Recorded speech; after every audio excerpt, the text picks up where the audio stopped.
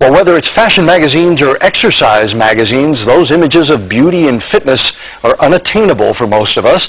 That's especially true when it comes to muscle development and definition, particularly in the abdominal area. But you might be able to get a lot closer than you think with a little plastic surgery. If you look at any of the exercise magazines these days, you see abdominal muscles that are hard to believe. But you try anyway. Lift weights, diet, and do ab crunches till you can barely move. And do you get six-pack abs? More likely you get this. That was Terry Wiseman's problem. Do my sit-ups. Have done some pretty intensive weight training also in the past. So I've got some pretty good upper body strength. And Terry's hardly fat, but his well-toned abdominals are obscured by a genetic predisposition to collect what fat he does have right where he doesn't want it.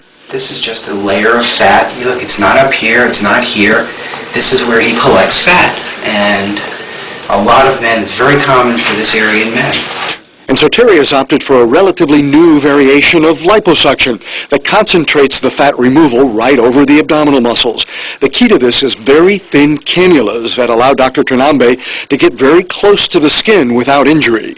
You don't want to take too much fat where you're going to have allow the skin to be too thin and allow dimpling and not a nice even smooth surface, but you want to take enough fat to allow the natural musculature to show through the thinner skin and without the fatty layer. The results are a significant reduction in fat, which makes a big difference in appearance and waist size, although true six-pack abs will still take a lot of work. hopefully this will actually incentivize me or make it even more pleasurable to go to the gym, because I know that the results will show up more quickly if the layer of fat is no longer there.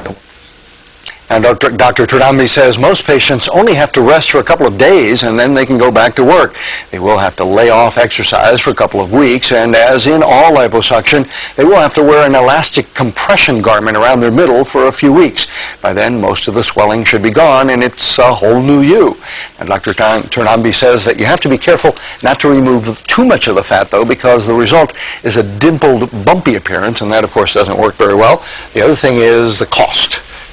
Beauty doesn't come cheaply. It's maybe $5,000 to $7,000, depending on how many areas you have. And not covered by insurance, usually. No, not for this. It's considered cosmetic. Correct.